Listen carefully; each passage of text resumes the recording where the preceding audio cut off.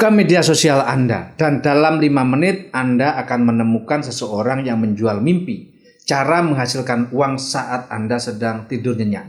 Dividen saham, staking kripto, atau bisnis Anda yang memang sudah autopilot menghasilkan cuan. Lalu muncul gelombang antitesis.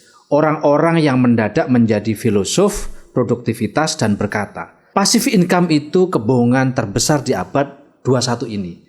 Bisnis itu butuh denyut nadi pendirinya. Di pasar modal, Anda tidak bisa pasif atau inflasi akan menelan Anda hidup-hidup. Kedengarannya heroik, mengagungkan pekerjaan, bekerja keras, dan penuh waspada.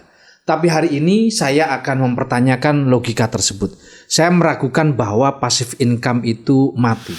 Yang mati adalah pemahaman Anda tentang bagaimana kapitalisme dan struktur ekuitas bekerja. Untuk Anda yang suka dengan konten bisnis masuk akal, jangan lupa untuk like, komen, dan subscribe, serta tekan tombol lonceng bersama saya, Farid Subhan.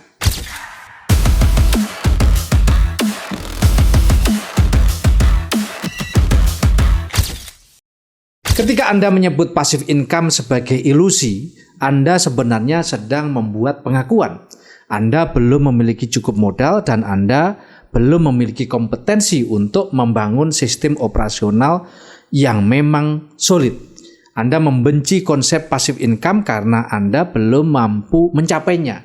Jadi Anda meromantisasi kesibukan Anda sebagai sebuah pekerjaan yang bermakna. Mari kita telanjangi cacat logika ini satu persatu. Anda mengklaim di pasar modal tidak ada yang namanya pasif. Jika portfolio diabaikan, inflasi dan koreksi akan menelan Anda. Pernyataan ini hanya keluar dari mulut seorang investor trader yang kelelahan, bukan seorang investor pemilik aset. Anda mencampur adukkan fluktuasi jangka pendek dengan pertumbuhan nilai jangka panjang. Jika Anda menaruh uang pada saham berfundamental sampah yang rentan untuk disuspend, tentu Anda harus memantaunya setiap detiknya. Tapi mari kita lihat datanya.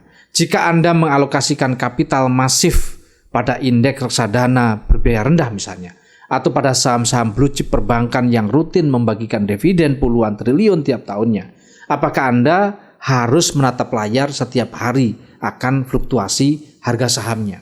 Tentu tidak perlu.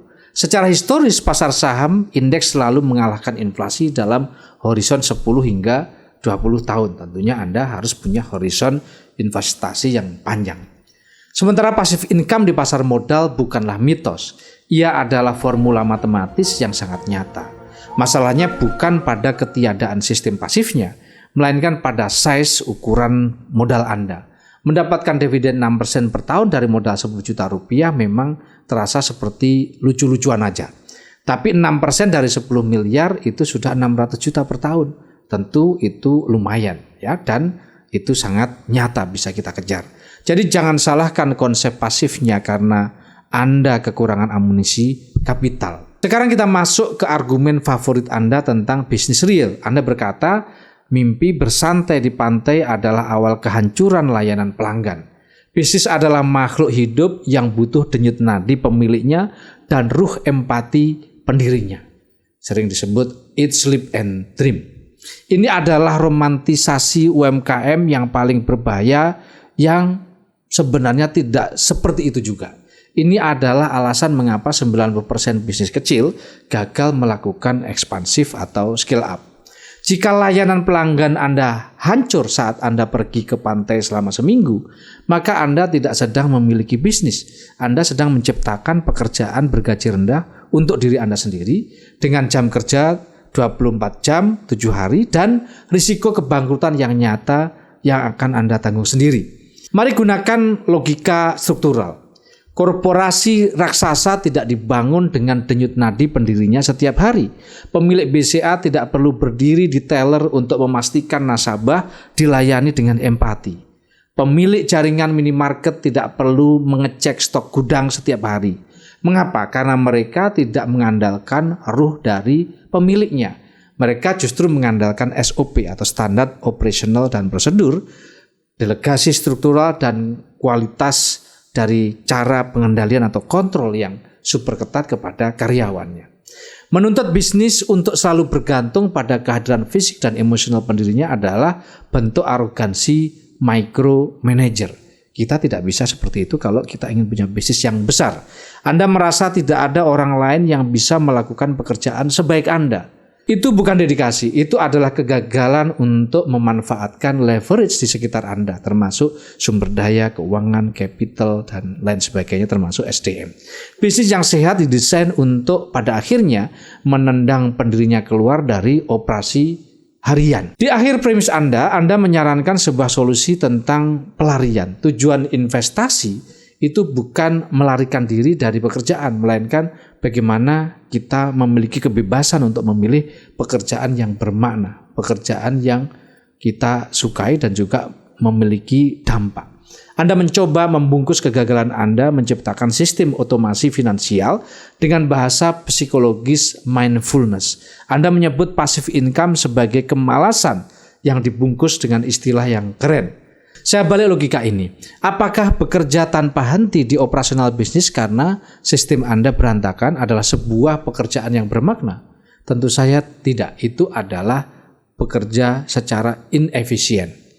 Kebebasan memilih pekerjaan yang bermakna atau high leverage work hanya bisa terjadi ketika kebutuhan dasar Anda sudah ditopang oleh sistem yang bekerja otomatis, yaitu passive income. Anda tidak bisa merenung memikirkan karya yang berdampak jika bulan depan Anda masih harus pusing memikirkan biaya payroll, gaji karyawan, dan tagihan server karena Anda menolak membangun sistem yang berjalan tanpa Anda. Jadi mari kita hentikan kebohongan intelektual ini. Passive income bukanlah obat penenang. Passive income adalah titik puncak dari eksekusi arsitektur finansial dan operasional yang brutal, namun dingin, dan juga perlu struktur yang baik, terstruktur.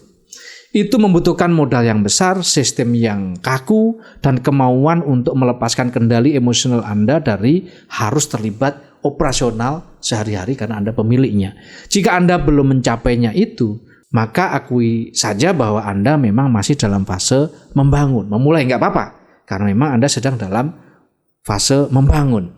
Jangan memfitnah konsep bahwa passive income itu tidak bisa terjadi. Karena kalau Anda terus-menerus memegang teguh prinsip bahwa Anda harus terjun langsung di lapangan dan mati-matian eat, sleep, and dream dengan bisnis Anda sehari-hari, maka Anda akan kelelahan di tengah jalan, kemudian Anda tidak pernah percaya kepada orang lain untuk menghandle bisnis Anda, maka bersiap-siaplah ketika Anda sudah memang tidak mampu mengendalikan bisnis itu, bisnis Anda akan roboh di tengah jalan. Berhentilah mendewakan kesibukan. Ketenangan sejati tidak datang dari bisnis yang terus menyedot denyut nadi Anda. Ketenangan datang saat Anda bisa pergi kapan saja dan rekening Anda tetap membesar karena sistem yang Anda bangun lebih cerdas dari sekedar tangan fisik Anda. Untuk Anda yang suka dengan konten ini, jangan lupa untuk like, komen, dan subscribe, serta tekan tombol lonceng agar mendapatkan notifikasi terus untuk konten bisnis masuk akal. Bersama saya, Farid Subhan.